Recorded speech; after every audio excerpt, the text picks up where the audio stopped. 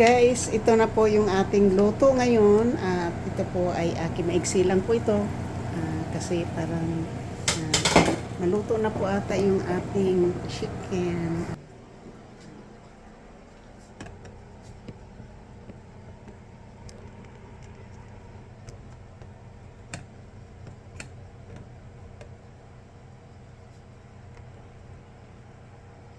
So, ngayon po ay marami po siyang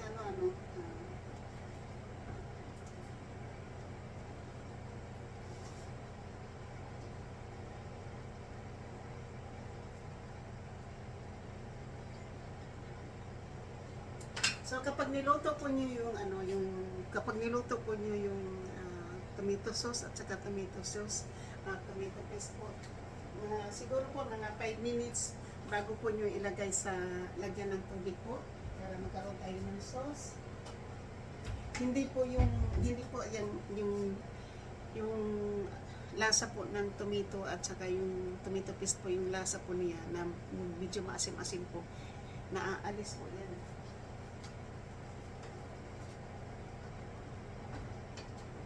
So ngayon po ilalagay ko na po yung mga 15 minutes pa po. Mga 15 minutes pa. Mga 10 minutes pa po bago po natin ilagay po yung ating yung ating potato. Kasi yung potato po, luto na po yan.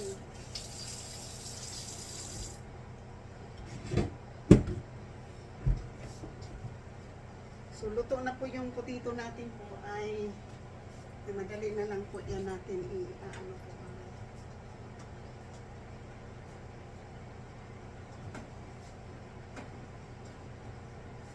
So,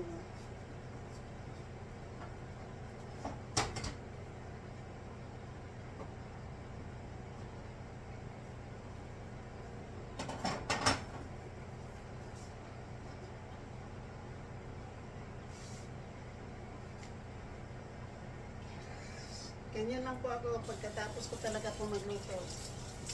Ano lang po yan, nalinis na po yung kusina kasi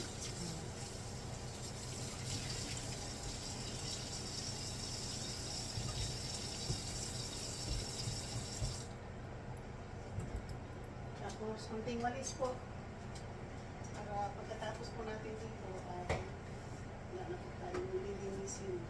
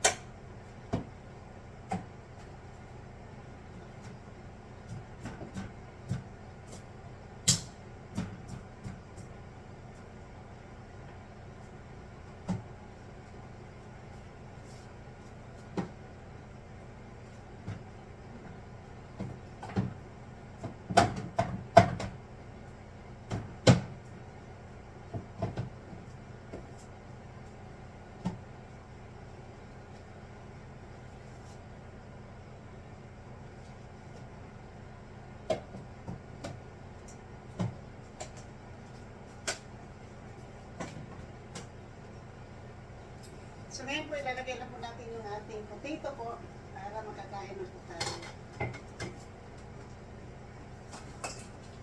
Sasabay na po natin yung ating potato at saka bell pepper.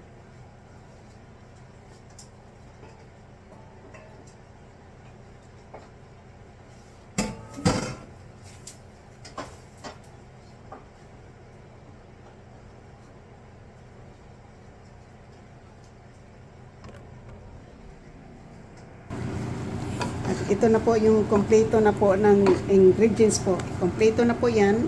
Yan na po yung ating manok ngayon po na kompleto na po. Andyan na po yung potato, nandiyan niya po yung bell pepper, tsaka nandiyan na po yung wala lang po akong carrots, kaya hindi ko po yan nilagyan ng carrots kasi wala po tayong carrots.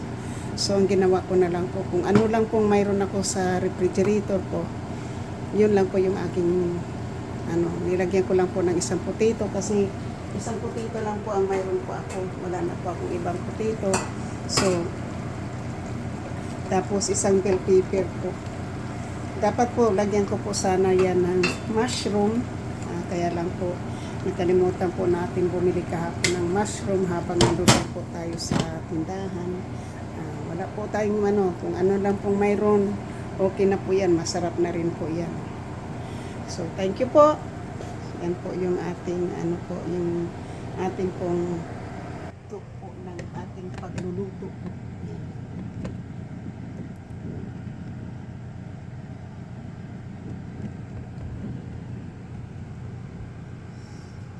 So yan po yung ating pagluluto habang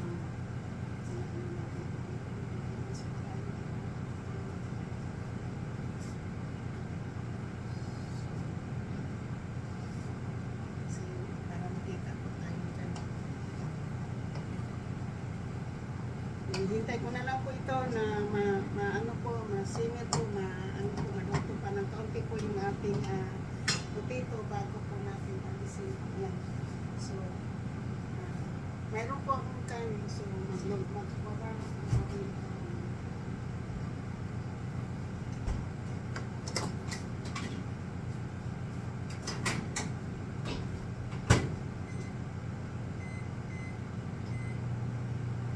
mukhang nahihilo po ako.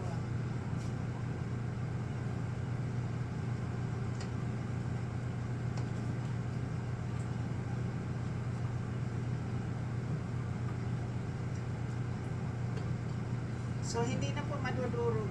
So 5 piraso manok po for $3.28 po. Yung 5 drumstick po yung hip. Yung drumstick po yung yung paa ng manok po. 5 piraso po for $3. Tapos po yung potato po na 79 cents po yung isa. Tapos yung bell pepper. So nagkahalaga po yan na mga less than $10 po yung ating ulam po ngayon sa manok, kasama na yung ingredients lahat-lahat po. Kasi po nung binili ko po yung tomato sauce ng 50 cents saka 79 cents po din yung tomato paste, pero hindi naman yung lahat po.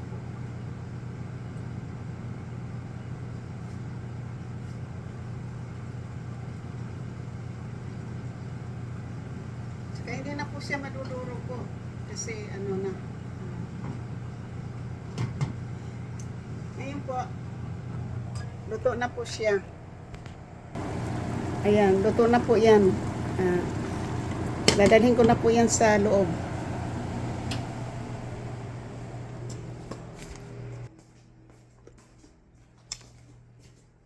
Nahihilo po ako kaya magpapahinga muna po tayo dito sa aking kwarto po. Kasi po nahihilo po tayo. Baka bigla na naman po ako mag-collapse. So, sandali lang po ha.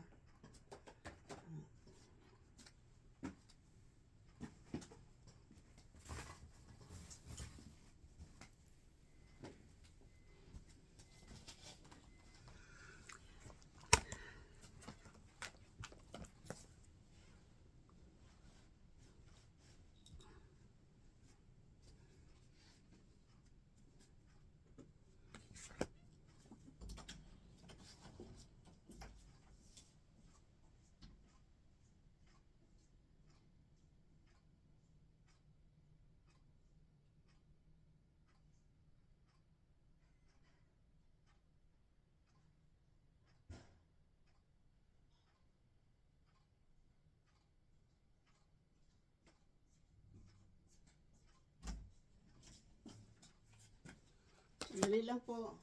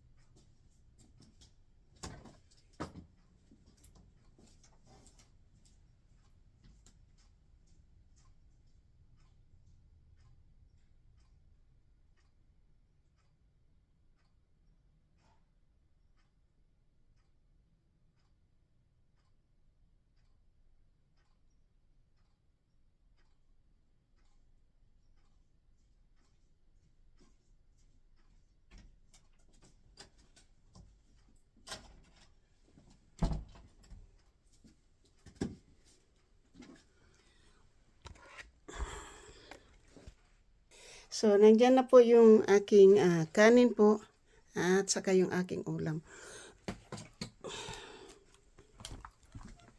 Yung aking ulam po, okay, yung aking ulam po yan na gulay. Tapos mayroon po tayong grapes dyan. At dito na po yung ating, yan.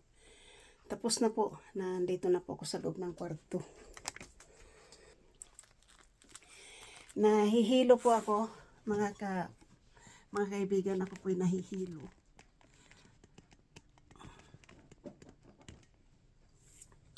So, nahihilo po tayo.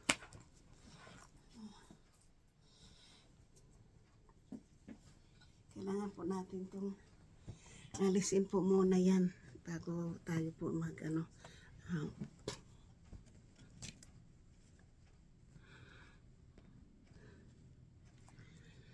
so,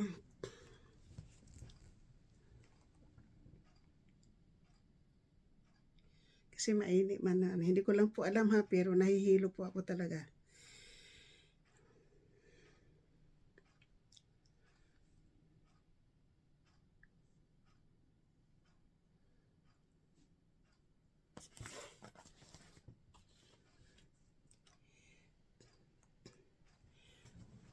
Sandali lang po.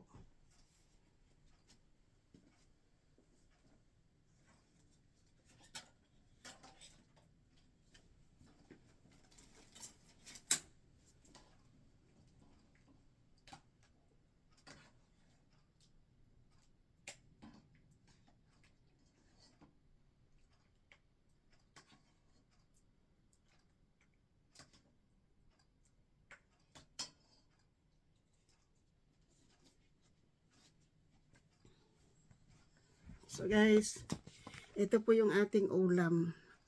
Chicken, tsaka ano po, yan. So, ito po yung ating ulam po ngayon.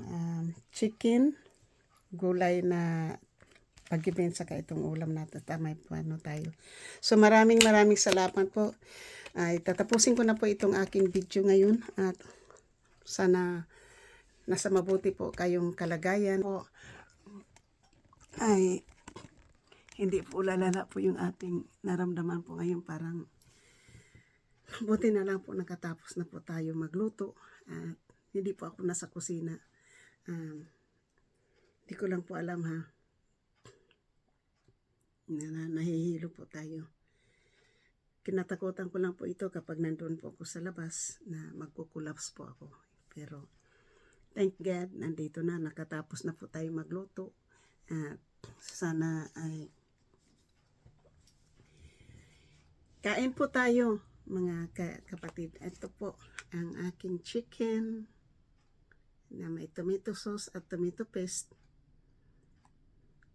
potato and bell pepper na may ang ingredients po ng aking nilutong chicken po ay bell pepper, tomato sauce, tomato paste, potato, chicken bouillon, ginger, onions, garlics, olive oil. Yun po yung ating ingredient. Yung manok ko po ay kaninang umaga po pagkagising ko po mga bandang alas 9 po ay minarinate ko po ng garlic powder at garlic salt and garlic and onion salt po yung nakamarinate po dyan. Tapos black ground pepper po. So, yan po. Bago ko po niluto yan, ay binabrown ko po muna yung chicken. Binabrown ko po yung chicken. Magkabilaan po yung brown chicken. Binabrown ko po. Tapos po, disimpat po, binabrown ko po yung potato po. Binabrown ko po yung potato. Pagkatapos ko pong i-brown yung potato and disimpat, yung yung bell pepper. Binabrown ko rin po. So pagkatapos po niyan, dinagdagan ko ng kaunting olive oil para naman po i-stir fry ko po yung onions, garlic, and ginger po. Tapos ibinalik ko po yung chicken, mga 1 minute. After 1 minute po na binalik ko po yung chicken, sinisimmer ko ng kaunti. Nilagyan ko po ng tomato sauce po. Tapos kapag nilagay ko na po yung tomato sauce, in less than, tapos po nilagay ko rin po yung tomato paste. Hindi lang, mga siguro mga teaspoon o mga 1 tablespoon na tomato paste or 2 tablespoon. Depende po yan sa kadami po yung ano. Kapag madami po yung chicken na lulutuin po nyo, of course po, gawin po nyo ng buong tomato paste para hindi po malapnaw. So ngayon po, hindi ko po ito nilagyan ng cornstarch. Ang nagpapalapot po dyan yung tomato sauce o tomato paste. Ngayon po, yung pag ano po dyan, para po hindi po mapait, di ba mapait minsan kasi yung tomato sauce, yung ano ng lasa ng tomato sauce. Sisimir po muna nyo ng mga 5 minutes bago po lagyan ng tubig para malasa po yung chicken po. Dahil nga na-simmer po yung tomato sauce at saka tomato paste, bago po natin ilagay po yung lagyan natin po ng chicken broth o kaya tubig. Ayaw ko na pong gumamit ng chicken broth kasi maalat na po maalat na yung chicken broth. Nilagyan ko pa ng chicken bouillon. So marami na pong salt. So ang ginawa ko na lang po, tubig lang at saka chicken bouillon. Kasi yung may garlic salt po yan. Mas healthy po yung garlic salt, di ba? Tapos may garlic salt onions yan, mix na So at saka hindi po ako naglalagay ng kung matatandaan po nyo, bawat luto ko po ay hindi ko po yan nilalagyan po ng asin yung aking luto. Kasi kung ano lang po yung aking nilagay na chicken bouillon at saka mga minamarinate ko pong nakalagay po dyan, yun na po yung aking asin. Hindi na po ako naglalagay. So, yan po.